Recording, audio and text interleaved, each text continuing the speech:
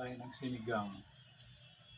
Ayan, unahin muna natin yung mga ingredients. luya, tapos kamatis, sibuyas,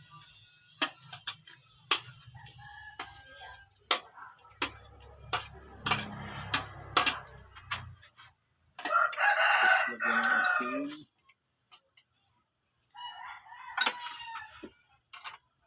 paminta,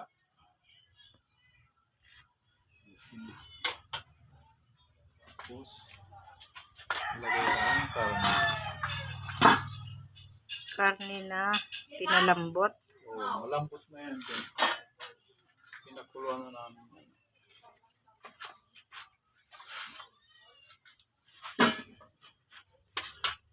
Wow! Mahiwalay na sa buto. Malambot na siya. Ito ang gawin mo balat.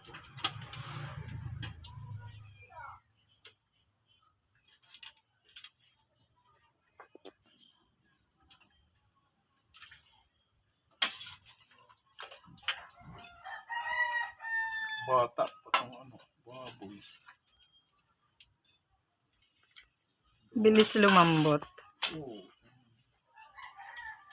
Ito pa lang sabaw. Close up mo dyan.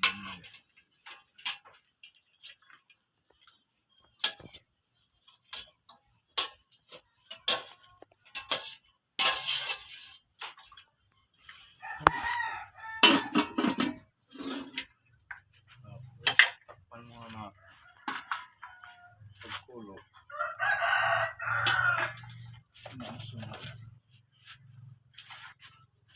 Ano yung ilalagay mong ilalagay na gulay? Gulay. Ano yan?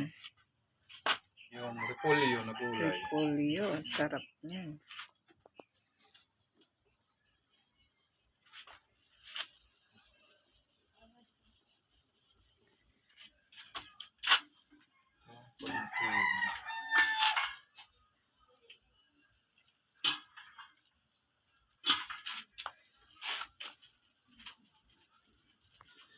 Sa dirty kitchen talaga guys, nagpapalambot ng karne pag nagluluto. Tulad niyan, ang bilis lumambot. Karneng baboy. Lagyan na natin itong Sisigan. pampaasim. Yes, ang pampaasim, importante.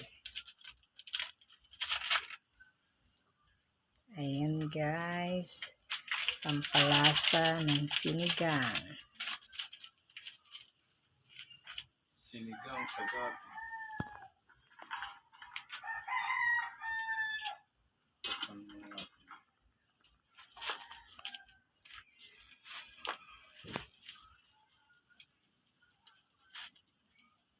Dirty kitchen. Dirty talaga. Yes. Pagkulo niyan, ilalagay na ang Gulay. gulay. Saka siling green. Okay. Tingnan mo, silipin mo, baka kulo.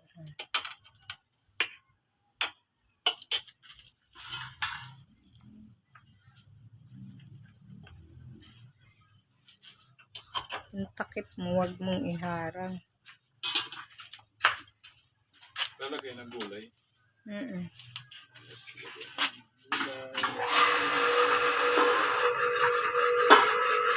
Mm-hmm.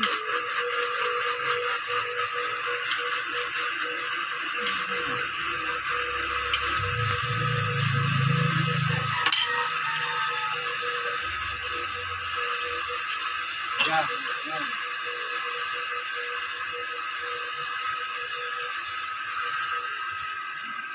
Okay, wow. Sarap. Sinigang. Pag naluto na ang kanyang gulay, half cook, lulutuin mo na ang gulay. And then, ayan, nilagyan mo ng pampalasa. May asin na, di ba? So, tikman ng konti and then pagkulo ng 10 minutes. Okay.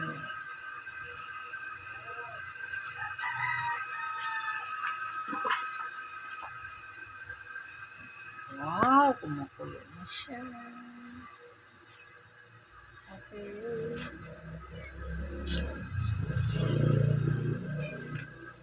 Madali talaga makaluto kapag dirty kitchen. Kahoy. May kahoy, may ano. So,